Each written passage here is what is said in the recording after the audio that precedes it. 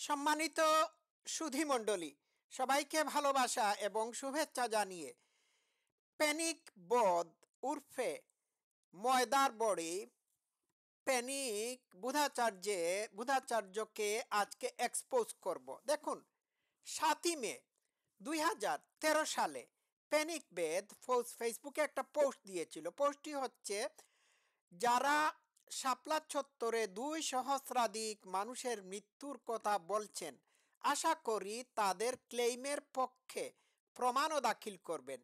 ভুলে যায়নি, এরাই সাভারে লাশ গুমের গুজব ছড়িয়েছিল, এরাই সাইদিকে চাঁদে দেখেছিল, এরাই গতকাল গুজব ছড়িয়েছিল শফি সাহেবকে গ্রেপ্তার করা হয়েছে, এরাই ফটিকছড়িতে গুজব ছড়িয়ে নৃশংস হত্যাকাণ্ড ঘটিয়েছিল। এই গুজবজীবীরা গুজব পয়দা না করে থাকতে পারে না। এটি 7 মে 2013 সালে ময়দার বড়ি প্রতারক, ভণ্ড, পল্টিবাজ প্যানিক বোধ দিয়েছিল, পোস্ট দিয়েছিল। ঠিক আছে, এরপরে এই একই দিনে 5 মে একই দিনে সে আরেকটি পোস্ট দিয়েছে। দেখুন, আমি দেখাই। 5 মে 2021, দেখুন এখানে সে পোস্ট দিয়েছে, আজ 5 মে 2013 সালে শাপলা চত্বরে ঠিক কতজন নিহত হয়েছিলেন তা হয়তো কখনো জানা যাবে না। শেখ হাসিনার মতে কেউ মারা যায় নাই, সকলে লাল রং মেখে শুয়েছিল। যদিও হাসিনার স্বরাষ্ট্র মন্ত্রণালয় 5 ও 6 মে দুদিনে 24 জন মারা গেছে বলে প্রেস নোট দিয়েছিল। বিষয়টা বুঝতে পারছেন? তাহলে তাহলে বোঝা যাচ্ছে যে এই প্যানিক বোধ কি পরিমাণ মিথ্যাবাদী বেঈমান হলে এই জাতীয় পোস্ট দিতে পারে। সে আসলেই একটা গিরগিটি। ঠিক আছে, তো প্যানিক বোধ 2013 সালে যে পোস্ট দিয়েছিল, এই পোস্টে সে কি বলেছে? এই পোস্টে বলেছে যে হেফাজতে ইসলাম এবং জামাতিরা যখন দাবি করছে যে 2000-এর অধিক মানুষ মারা গিয়েছে, তারা তাদের ক্লেইমের পক্ষে দলিল দস্তাবেজ হাজির করবেন, কিন্তু এগুলো সম্পূর্ণরূপে গুজব। এই প্যানিক বোধ পোল্টি মেরে যখন 5 মে 2021 সালে সম্পূর্ণ উল্টা কথা বলল, তখন এর চরিত্র সম্পর্কে তো আমরা বুঝতেই পারছি।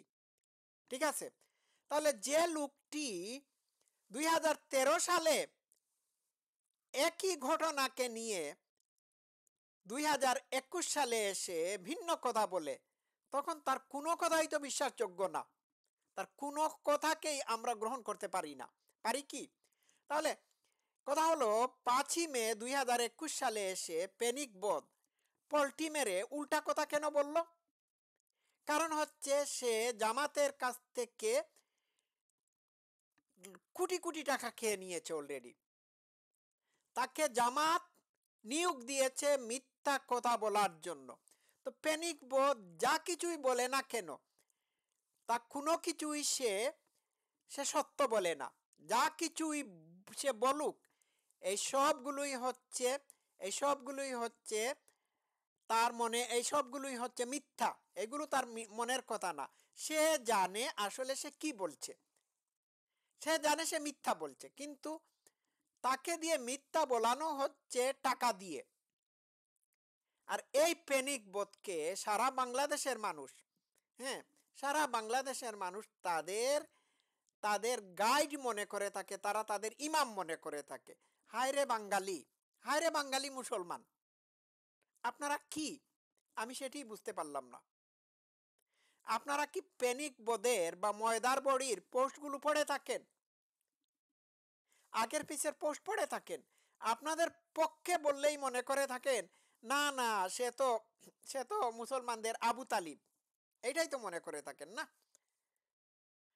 কিন্তু সে যে এগুলো বলে থাকে আপনাদের পক্ষে, এগুলো তার মন থেকে বলে না। তাকে যদি অন্য কেউ কোটি কোটি টাকা দেয়, তাহলে সে আবার পোল্টি মেরে ফেলবে। বিষয়টা বুঝতে পেরেছেন? মনে রাখবেন, পেনিক বধ বা উর্ফে ময়দার বড়ি কিন্তু শাহবাগী ছিল, ঠিক আছে? আর এটি হচ্ছে প্রতারক। ঔষধ কোম্পানিতে ময়দার বড়ি বানিয়ে অ্যান্টিবায়োটিক হিসাবে চালিয়ে দিয়ে যে সে শিশু হত্যা করেছিল বা মানুষ হত্যা করেছিল, এটি এটি হচ্ছে এটি হচ্ছে গুরুতর ধরনের ক্রাইম। আর এই ক্রিমিনালের কথা আপনারা শুনেন, আজব! আপনারা এই ক্রিমিনালের কথা শুনে আপনারা শেখ হাসিনার পতন ঘটানোর জন্য রাস্তায় নেমেছিলেন, বুঝতে পারছেন? জামাতি ইসলামী এক্সকিউজ মি, জামাতি ইসলামীও জানে যে প্যানিক বধ উর্ফে ময়দার বড়ি জিনিসটা কি। ক্লিয়ার? এটাই হচ্ছে আসল কথা। তো এই ময়দার বড়ি, নাম্বার 1 একজন ক্রিমিনাল, নাম্বার 2 সে একজন ফ্রড, নাম্বার 3 সে একজন পোল্ট্রিবাজ, নাম্বার 4 সে জামাতি ইসলামের কাছ থেকে টাকা খেয়ে এই জাতীয় কথাবার্তা বলছে। সে কোনো মুসলমানও পছন্দ করে না, ইন্ডিয়াকেও ঘৃণা করে না, হ্যাঁ, সে কোনো কিছুই এইগুলো আমি আমি আমি তো বললাম আপনাদেরকে, আসলে সে টাকার জুড়ে এইগুলো বলতেছে। আর সে হচ্ছে কয়েকটা দেশের এজেন্ট, কয়েকটা কয়েকটা অর্গানাইজেশনের এজেন্ট। টাকাকে এইগুলো এইসব কথাবার্তা সে বলছে। আপনারা তার 5ই মের পোস্টটা, 2021 সালের পোস্ট, আর 2013 সালের 7ই মের 13 সালের 2013 সালের 7ই মের একই পোস্টটা আপনারা পড়ে দেখবেন, তাহলে আপনাদের কাছে সত্য উন্মোচিত হয়ে যাবে। আজকে সে সাইদির পক্ষে কথাবার্তা বলছে, ঠিক আছে? কিন্তু এই সাইদির বিপক্ষেও 2013 সালে তার অবস্থান ছিল। বাংলাদেশের সকল ইসলামপন্থীদের বিরুদ্ধে সে অবস্থান নিয়েছিল 2013 সালে, হ্যাঁ। আর এখন 2024-এ 25-এ এসে সে হয়ে গেছে মুমিনদের, বঙ্গীয় মুমিনদের আমিরুল মুমিনিন, বুঝতে পারছেন? এই হচ্ছে প্যানিক বোধ। তো আপনারা এই প্যানিক বোধের গুজব শুনছেন, এখন শুনছেন তো, না? ঠিক আছে। তো এটা বাঙালি জাতির জন্য, বাংলাদেশের বাঙালিদের জন্য এটি দুর্ভাগ্যের বিষয় যে তারা প্যানিক বোধের মতো একটা ফ্রড, মিথ্যাচারী, বেঈমান, ধান্দাবাজ, মুনাফিকের কথাবার্তা শুনে প্যানিক বোধ আসলেই জানে সে ইসলামপন্থীদের পক্ষে যে কথাগুলো বলছে এইগুলো তার মন থেকে বলছে না, সে আসলেই জানে সে টাকাকে এইগুলো বলছে। পোল্ট্রিবাজ, মারাত্মক ধরনের পোল্ট্রিবাজ। সবাই ভালো থাকবেন, লাভ ইউ অল। আজকে এই পর্যন্ত থাকুক।